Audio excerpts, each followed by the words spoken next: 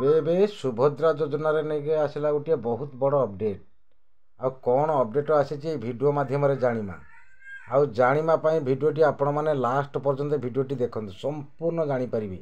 ଯଦି ଆମ ଚ୍ୟାନେଲରେ ଆସିଛନ୍ତି, ନୂଆ କରି ଆସିଛନ୍ତି, ଭିଡ଼ିଓଟିରେ ଗୋଟେ ଲାଇକ୍ ସବସ୍କ୍ରାଇବ୍ କରିବେ।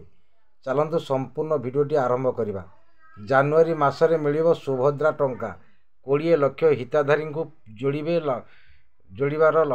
ଯୋଡ଼ିବାକୁ ଲକ୍ଷ୍ୟ କରିଛନ୍ତି ଉପମୁଖ୍ୟମନ୍ତ୍ରୀ ପ୍ରଭାତୀ ପରିଡ଼ା। ସୁଭଦ୍ରାରେ ପୁଣି ବଡ଼ ଘୋଷଣା କଲେ ଉପମୁଖ୍ୟମନ୍ତ୍ରୀ ପ୍ରଭାତୀ ପରିଡ଼ା। ସୁଭଦ୍ରା ଯୋଜନା ଟଙ୍କାକୁ ନେଇ ବଡ଼ ଘୋଷଣା କରିଛନ୍ତି ଉପମୁଖ୍ୟମନ୍ତ୍ରୀ ପ୍ରଭାତୀ ପରିଡ଼ା। ଆସନ୍ତା ଜାନୁଆରୀ ମାସରେ ମିଳିବ ସୁଭଦ୍ରା ଟଙ୍କା। ମିଳିବ ବୋଲି କହିବା ସହିତ ଶେଷ ହିତାଧାରୀଙ୍କ ସୁଭଦ୍ରା ଟଙ୍କା ପାଇବା ପର୍ଯ୍ୟନ୍ତ ପଦକ୍ଷେପ ନିଆଯିବ ବୋଲି କହିଛନ୍ତି ଉପମୁଖ୍ୟମନ୍ତ୍ରୀ ପ୍ରଭାତୀ ପରିଡ଼ା। ପ୍ରଥମ କିସ୍ତିର ଚତୁର୍ଥ ପର୍ଯ୍ୟାୟ ଟଙ୍କା ଜାନୁଆରୀ 2025ରେ ମିଳିବ। ଉପମୁଖ୍ୟମନ୍ତ୍ରୀ ପ୍ରଭାତୀ ପରିଡ଼ା ବଡ଼ ସୂଚନା ଦେଇଛନ୍ତି। ସୁଭଦ୍ରା ଟଙ୍କା ପାଇଁ ଆବେଦନ କରିଥିବା ହିତାଧାରୀଙ୍କୁ ଯାଞ୍ଚ ପ୍ରକ୍ରିୟା ଡିସେମ୍ବର 30 ସୁଦ୍ଧା ସରିବ ଏବଂ ଚତୁର୍ଥ ପର୍ଯ୍ୟାୟରେ 20 ଲକ୍ଷ ହିତାଧାରୀଙ୍କୁ ଯୋଡ଼ିବାକୁ ଲକ୍ଷ୍ୟ ରଖିଛନ୍ତି।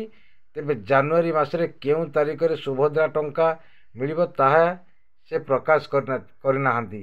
ଉପମୁଖ୍ୟମନ୍ତ୍ରୀଙ୍କ ବହୁତ ବଡ଼ ଘୋଷଣା। ଏବେ ସୁଭଦ୍ରା ଯୋଜନାର ଚତୁର୍ଥ ପର୍ଯ୍ୟାୟ ଟଙ୍କା ମିଳିବ ଜାନୁଆରୀ ମାସରେ। ଖୁବ୍ ଶୀଘ୍ର ମିଳିବାକୁ ଯାଉଛି। ଆହୁରି 20 ଲକ୍ଷ ଲୋକଙ୍କୁ, ମହିଳାମାନଙ୍କୁ ମିଳିବାକୁ ଯାଉଛି ସୁଭଦ୍ରା ଯୋଜନାର ଚତୁର୍ଥ ପର୍ଯ୍ୟାୟ, ପ୍ରଥମ କିସ୍ତିର ଚତୁର୍ଥ ପର୍ଯ୍ୟାୟ ଟଙ୍କା। ଖୁବ୍ ଶୀଘ୍ର ମିଳିବ। ଉପମୁଖ୍ୟମନ୍ତ୍ରୀ ପ୍ରଭାତୀ ପରିଡ଼ା ବହୁତ ବଡ଼ ଘୋଷଣା କରିଛନ୍ତି। ଜାନୁଆରୀ ମାସରେ ମିଳିବ ପ୍ରଥମ କିସ୍ତି ଚତୁର୍ଥ ପର୍ଯ୍ୟାୟର ଟଙ୍କା। ଖୁବ୍ ଶୀଘ୍ର ମିଳିବାକୁ ଯାଉଛି। ତାହା ସମୟ ଆସିଲେ ଡେଟ୍ ଘୋଷଣା କରିବେ ବୋଲି ଉପମୁଖ୍ୟମନ୍ତ୍ରୀ ପ୍ରଭାତୀ ପରିଡ଼ା ବହୁତ ବଡ଼ ଘୋଷଣା କରିଛନ୍ତି। ଆଉ ଯଦି ଭିଡ଼ିଓଟି ଭଲ ଲାଗିଥାଏ ଗୋଟେ ଲାଇକ୍ ସବସ୍କ୍ରାଇବ୍ କରିବେ। ରହିଲି, ନମସ୍କାର, ଜୟ ଜଗନ୍ନାଥ।